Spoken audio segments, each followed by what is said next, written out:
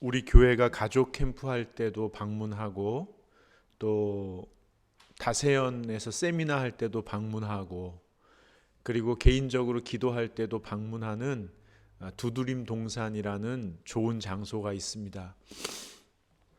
그 동산 뒤편에 산으로 올라가다 보면 아주 허름한 암자가 있습니다. 산책을 하다가 제 또래인 것처럼 보이는 한 승려를 만나게 되었습니다. 그 승려는 몰골이 몹시 상하여서 매우 안 돼 보였지만 불교에 대한 자부심이 상당하였습니다. 그래서 제가 목사인 것을 알면서도 불교의 우월함에 대하여 아주 장황하게 설명을 했습니다. 특별히 불교가 드리는 기도가 얼마나 탁월하고 우월한 것인지에 대해서 그는 이렇게 저에게 설명했습니다. 불교는 만물에 신이 깃들어 있다고 여긴다. 너도 신이고 나도 신이다. 생물도 신이고 무생물도 신이다. 나는 기도하면서 신적 존재로서 절대 평정을 유지한다. 따라서 인간적 욕망이 가득한 속세를 끊는 것이 선결 과제다. 적어도 승려는 그 과제를 해결하고 암자 생활을 시작한다. 그는 계속해서 이렇게 말했습니다. 하지만 기독교에서 드리는 기도는 그 수준이 매우 낮다. 인간적인 욕심을 채우고 속세에서 부딪히는 문제를 해결해 달라고 어딘가에 숨어있는 신에게 애걸한다. 기독교는 스스로를 철부지 어린이로 만든다. 유치한 욕심에서 헤어나오지 못한다. 제가 물론 그 이야기를 다 듣고 이렇게 얘기했습니다. 기독교에도 절대자이신 하나님, 그 하나님의 주권을 인정하고 차분히 평화를 누리는 침묵기도라는 게 있습니다. 그러자 그는 그런가요? 그건 몰랐습니다. 그렇게 대답했습니다. 차를 한 잔 마시는 중에 얘기가 길어지다가 그는 결국 자기 고백을 했습니다. 그의 말에 의하면 자기는 원래 꽤 큰 사찰의 주지로서 수십 년을 봉사했다고 했습니다. 대부분의 주지는 스폰서들이 있는데 자기에게도 스폰서가 있었다고 합니다. 그 스폰서가 어느 날 사찰에서 노인복지센터를 운영하면 좋겠다고 제안을 해서 그 프로젝트를 시작했다고 합니다. 복지관을 짓는 과정에서 스폰서는 자신에게 사기를 쳤고 정확히 기억이 나지 않지만 20억인지 60억인지를 가지고 도망쳤다고 했습니다. 자기는 모든 것을 잃었고 그 후로 방황하다가 마음을 추스르고 이 암자에 정착하게 되었다고 고백했습니다. 그는 인간적인 배신감 때문에 마음이 몹시 상하고 망가져서 견디지 못한다고 했습니다. 그래서 하는 수 없이 기독교인들이 드리는 수준 낮은 기도를 자기도 지금 드리고 있다고 했습니다. 어딘가 숨어 있을지 모르는 신을 불러내서 자기의 이 찢어진 마음과 영혼을 치유해 달라고, 여기서 구원해 달라고 밤새 울면서 부르짖는다고 얘기했습니다. 그는 그 기도를 법당에서는 드리지 못하고 자신이 지은 조그만 산당에서 드린다고 얘기했습니다. 그 산당에 가보니까 그 산당에는 여러 종류의 짐승들과 희귀하게 생긴 귀신들의 형상의 그림들이 사방에 그려져 있는 반평남짓한 몹시 누추한 방이었습니다. 물론 기독교 성직자 중에도 상처받은 사람들이 많습니다. 그리고 기독교 성직자 중에도 기독교에서 가르치는 것에서 벗어나는 사람들이 많이 있습니다. 저는 특별히 불교나 어려움을 당한 승려를 비난하거나 탓하려고 이 이야기를 하는 것이 아닙니다. 그럴 정도로 기독교에 대해서 자신이 없거나 하지도 않습니다. 단 우주를 유영하는 것 같은 신과 같은 모습을 했던 승려가 바로 그 신에게 버림받은 고아처럼 참담한 모습으로 몸부림치는 모습이 안타까워서 기억에 납니다. 그리고 남일 같지가 않았습니다. 승려가 말한 불교답다, 기독교답다는 식으로 구분하는 것은 저는 동의할 수 없습니다. 오히려 일반적으로 사람들이 신이나 인생에 대해서 대하는 태도 중에 두 극단적인 모습을 표현한 거죠. 성경에서도요, 신이나 인생을 대하는 이 두 가지 방식을 경계하라고 가르치고 있습니다. 첫 번째는 승려가 말한 그 불교답다는 방식 말이죠. 어떤 사람은 온 세상에 신성이 가득하다고 말합니다. 그리고 그 신이 모든 것을 다 알아서 할 것이라고 믿는다고 얘기합니다. 그러면서도 평화를 누리기 위해서는 거추장스러운 많은 일들이 있는 일상에서부터 거리를 두어야 된다고 얘기합니다. 그리고 웬만한 일들은, 부담스러운 일들은 피하거나 숨으려고 합니다. 마태복음 25장에 이런 이야기가 있습니다. 주인이 먼 길을 떠나면서 종들에게 그 재능에 따라서 달란트를 나눠주죠. 어떤 사람에게는 5달란트를, 또 어떤 사람에게는 2달란트를, 그리고 어떤 사람에게는 1달란트를 나눠줍니다. 주인이 곧 돌아올 것을 알고 있던 이 종들은 열심히 일해서 이익을 남깁니다. 열심히 장사를 하죠. 곧 주인이 돌아옵니다. 그러자 종들이 주인에게 달려가서 저에게 5달란트를 주셨죠? 제가 열심히 일해서 5달란트를 남겼습니다. 또 저에게 2달란트를 주셨죠? 제가 열심히 일해서 장사해서 2달란트를 남겼습니다. 이렇게 고백을 합니다. 그러자 예수님께서 주인은 착하고 충성된 종아, 네가 참 잘했다라고 칭찬을 하죠. 근데 한 종이 나와서 이렇게 얘기합니다. 주인은 완고한 분이시잖아요. 앞뒤가 꽉 막힌 분이시잖아요.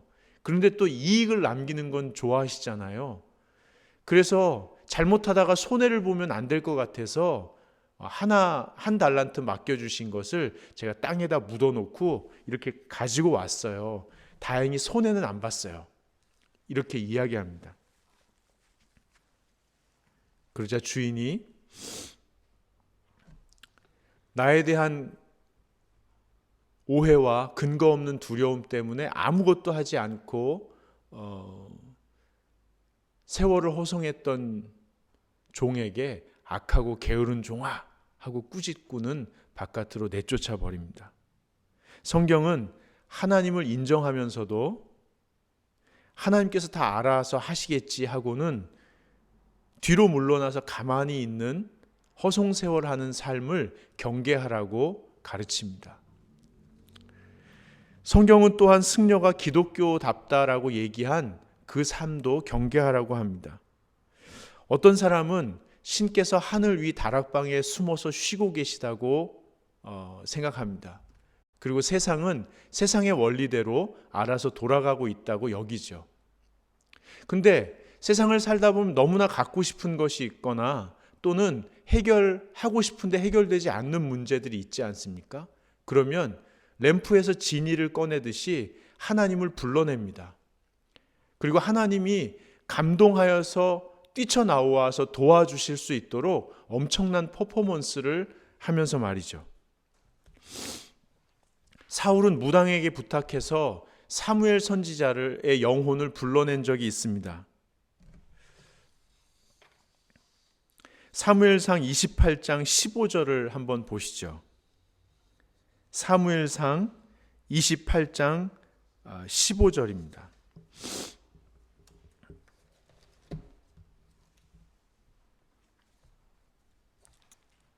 같이 한번 읽어보겠습니다.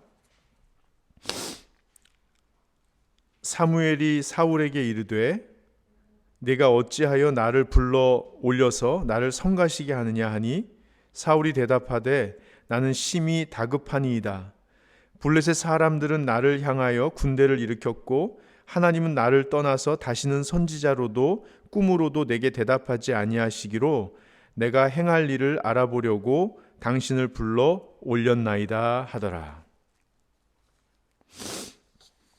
이 말을 들은 사무엘이 사울을 꾸짖으면서 이렇게 얘기합니다. 너는 평소에 하나님을 존중하지 않지 않았냐? 그래서 예배도 소홀히 하지 않았냐? 그리고 하나님 말씀을 무시해서 하나님 말씀에 순종하지 않지 않았냐? 네가 하나님의 임재를 거절하지 않았냐? 그러다 상황이 어려워지니까 문제를 해결하기 위해서 갑자기 나까지 불러올리면 그게 무슨 일을 하는 거냐? 그렇게 해봐야 아무 소용없다. 이제 다 끝났다. 이렇게 이야기합니다. 성경은 평소에는 자기 마음대로 하다가 급할 때 하나님을 불러내는 이런 일을 경계하라고 이야기합니다. 여러분, 하나님과 인생에 대해서 정말 바른 태도로 살고 싶다면, 여러분 오늘 본문에 나오는 십자가 앞에서 겟세마네 동산에서 몸부림치시며 기도하시는 예수님의 모습을 주의 깊게 살펴보셔야 합니다. 뭐가 보이십니까? 죄를 심판하시고 세상을 구원하시기 위하여 이 땅에 친히 걸어 들어오신 그 하나님이 보이십니까? 그 하나님의 거룩한 뜻을 이루어 드리기 위하여 자기의 모든 것을 드리고 싶어 순종할 수 있도록 도와달라고 몸부림치는 한 사람이 보이십니까?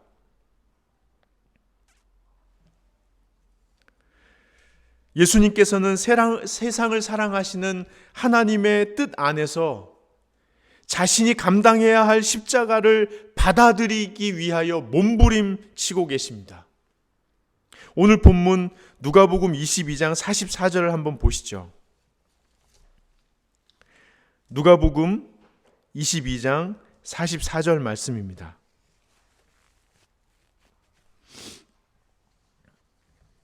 한번 같이 읽겠습니다. 예수께서 힘쓰고 애써 더욱 간절히 기도하시니 땀이 땅에 떨어지는 핏방울 같이 되더라. 예수께서 힘쓰고 애써 더욱 간절히 기도하시니 땀이 땅에 떨어지는 핏방울 같이 되더라. 이 땅을 사랑하시는 하나님의 마음과 그 마음이 이 땅에 실현될 수 있도록 자기를 드리고 싶은 예수님의 마음이 씨름하듯이 얽혀서 몸부림치는 모습을 저와 여러분은 이 본문 속에서 보실 수 있습니다. 그렇습니다. 그리스도인은 온 우주 만물을 다스리시는 하나님께서 이 땅에 대해 갖고 계신 뜻과 계획을 실현하시는 그 거룩한 통로로 자기가 쓰임받기 위해서 몸부림치는 사람들입니다. 하나님의 뜻이 나를 통해서 이 땅에 이루어지면 좋겠다고, 나를 주님께 드리고 싶다고 몸부림치는 사람들입니다.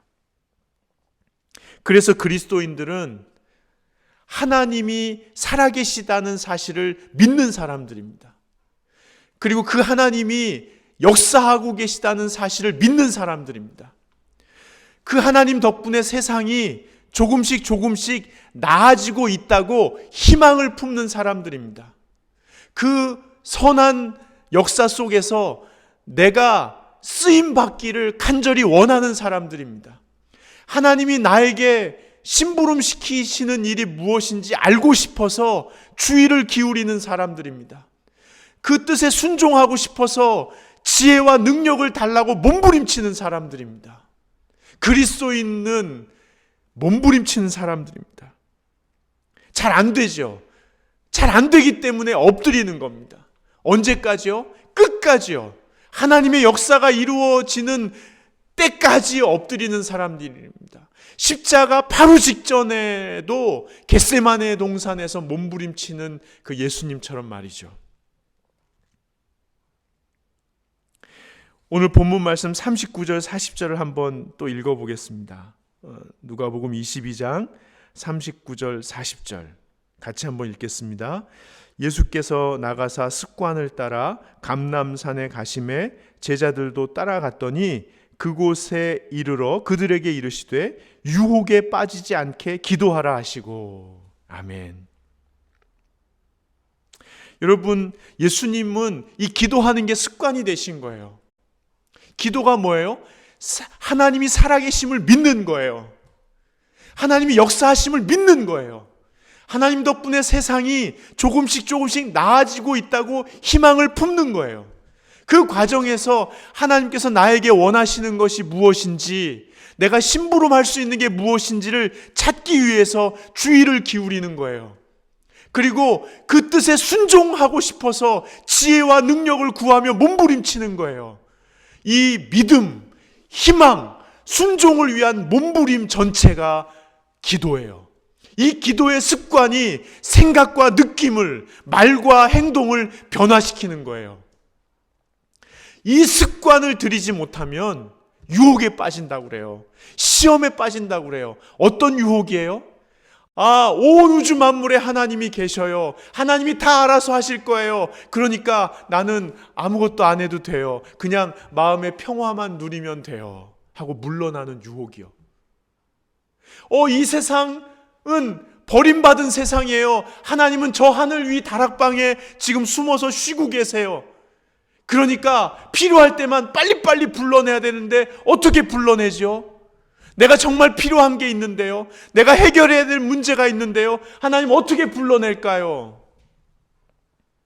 이런 유혹에 빠질 수 있다는 거예요. 어린아이 같은 유혹에 빠질 수 있다는 거예요. 어린아이처럼 사는 삶의 유혹에 빠질 수 있다는 거예요.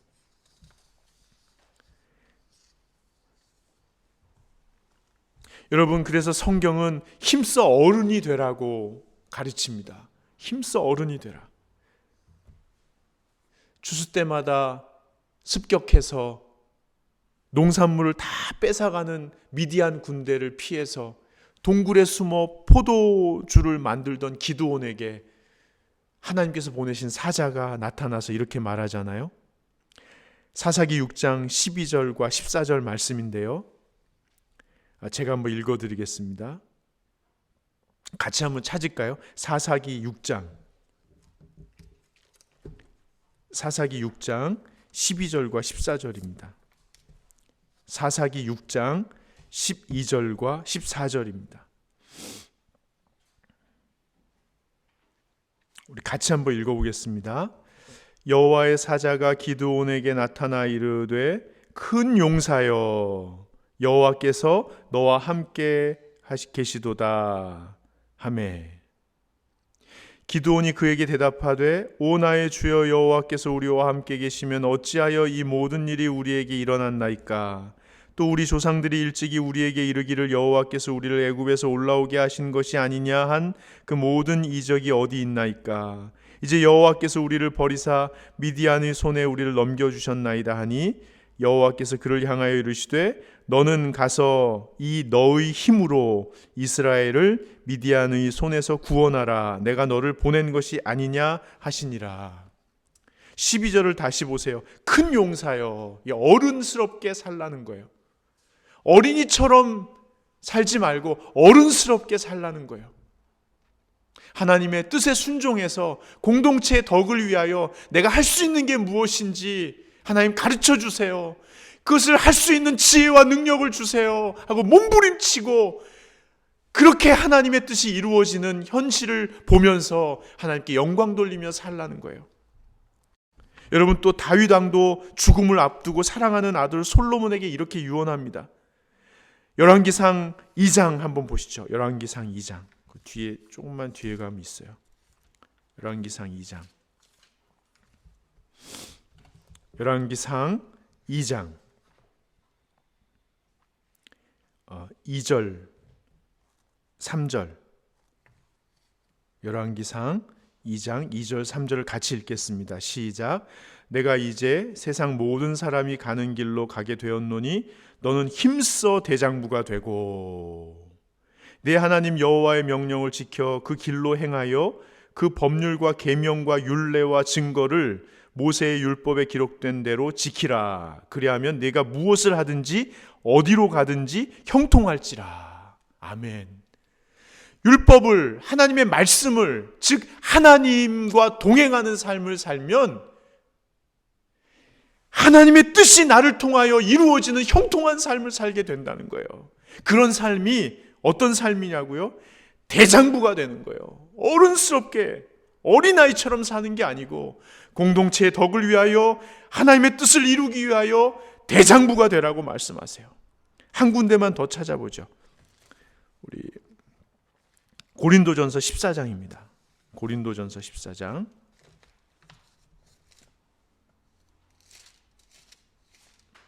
고린도전서 14장. 바울 선생님은요, 고린도전서 12장에서 하나님께서 성령님을 통하여 각 사람에게 은사를 나누어 주셨다고 그래요. 13장에는 그 은사 중에 가장 큰 은사는 사랑이라고 말씀하십니다. 14장에는 그 사랑으로 지혜롭게 공동체의 덕을 위하여 섬기는 어른이 되라고 얘기해요. 20절을 한번 보세요. 14장 20절. 같이 한번 읽겠습니다. 형제들아, 지혜에는 아이가 되지 말고 악에는 어린아이가 되라. 지혜에는 장성한 사람이 되라. 성경은 어른이 되라고 우리에게 가르치고 있습니다. 자, 여러분, 예수님의 기도 습관을 따르는 게 바로 어른이 되는 거예요. 그 기도하는 습관을 따라서 살 때 우리는 정말 어른이 될 수 있어요. 자, 이제 함께 어른스럽게 세상을 바라보는 연습을 한번 해봅시다. 온 세상을 어수선하고 불안하게 만드는 코로나19로 인한 상황을 어떻게 바라봐야 할까요? 그럼 오늘 말씀을 기억하면서 한번 연습해 봅시다. 우선 강한 믿음이 필요합니다. 하나님께서 살아 계시다는 사실을 믿는 믿음이요. 그리고 하나님께서 지금도 온 인류를 위하여 땀 흘려 일하고 계신다는 믿음이요. 그리고 하나님 덕분에 이 세상이 조금씩 나아질 것이라는 희망을 품는 게 필요합니다. 그리고 코로나19 사태가 진정되고 나면 이 인류가 얼마나 더 발전하게 될 것인가, 하나님의 뜻이 더 어떻게 이루어질 것인가 기대하는 마음이 필요합니다. 물론 코로나19로 인하여 생명을 잃은 분들, 또 아파하시는 분들, 현장에서 고생하시는 분들, 그분들을 향한 안타까움은 정말 금할 길이 없습니다. 그러나 그럼에도 불구하고 우리 그리스도인들은 믿음과 희망을 품고 이 세상을 바라보아야 합니다. 왜냐하면 하나님께서 지금도 땀 흘려 일하고 계시기 때문입니다. 그리고 그 하나님께서는 각 처소에 있는 그리스도인들과 함께 일하고 계십니다.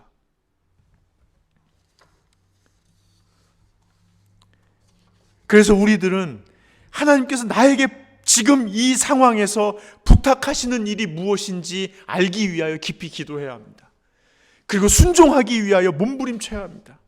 여러분, WHO 세계보건기구 있잖아요. 또 UN 국제연합, 그리고 각 나라와 정부 보건당국에 그리스도인들이 얼마나 많겠어요. 그 사람들이 지금 하나님께서 이 사태를 넘어서도록 하기 위하여 어떻게 역사하고 계시고 우리에게 어떤 일을 요청하시는지 알기 위하여 얼마나 깨어서 지금 토론하고 기도하고 연구하고 있는지 몰라요.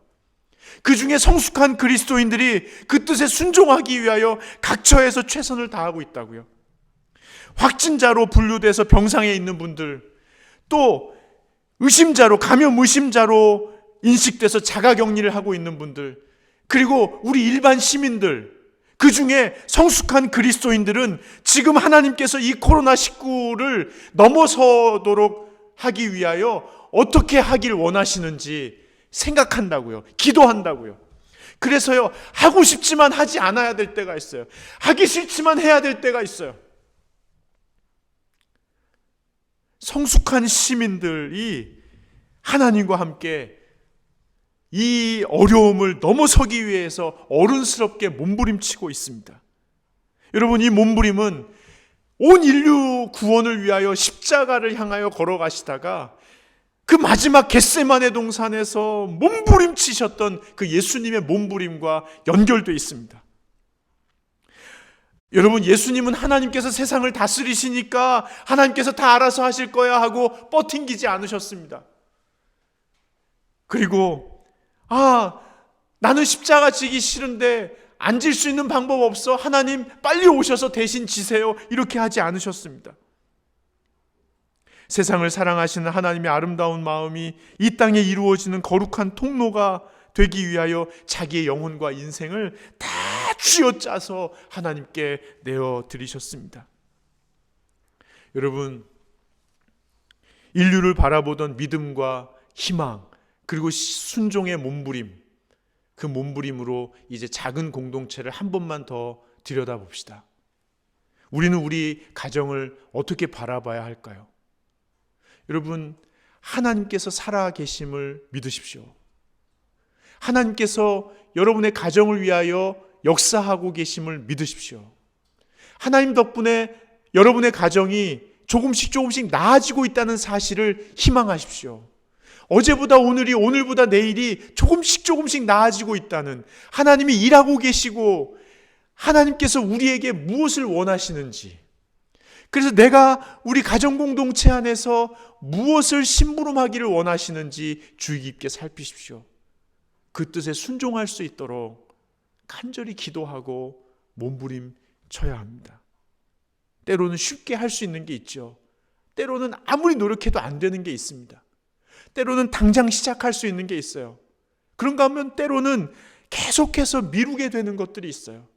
그래서 우리는 끝까지 엎드려서 기도해야 합니다. 하나님이 도와주셔야 됩니다. 이런 거 보면 인생이란 게 우리가 마음 먹는다고 되는 건 아닌 것 같아요.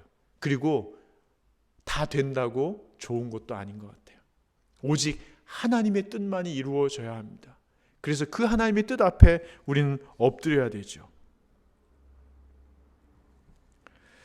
이번 주에는 우리 다 함께 겸손히 엎드리면 좋겠습니다. 그리고 이렇게 기도하면 좋겠습니다. 살아계신 하나님, 지금도 역사하신 하나님, 기억하십시오. 살아계신 하나님, 지금도 역사하신 하나님. 하나님 덕분에 우리가, 또 세상이, 우리 가정이 조금씩 나아지고 있습니다. 하나님께서 일하시는 모습과 우리 세상이, 우리 가정이 나아지는 그 모습을 제가 볼 수 있게 해주십시오. 그리고 그 거룩한 현장에서 하나님께서 나 같은 사람에게도 부탁하시는, 심부름시키시는 게 있다면 그게 무엇인지 알 수 있게 해주십시오. 그리고 그 뜻에 순종할 수 있는 능력도 허락하여 주십시오. 그리고 하나님의 뜻이 열매 맺을 때까지 기다릴 수 있는 인내도 허락하여 주시옵소서. 이렇게 기도하면서 하나님의 뜻이 이루어지기를 기도하면서 한 주간을 보내실 수 있기를 축원합니다.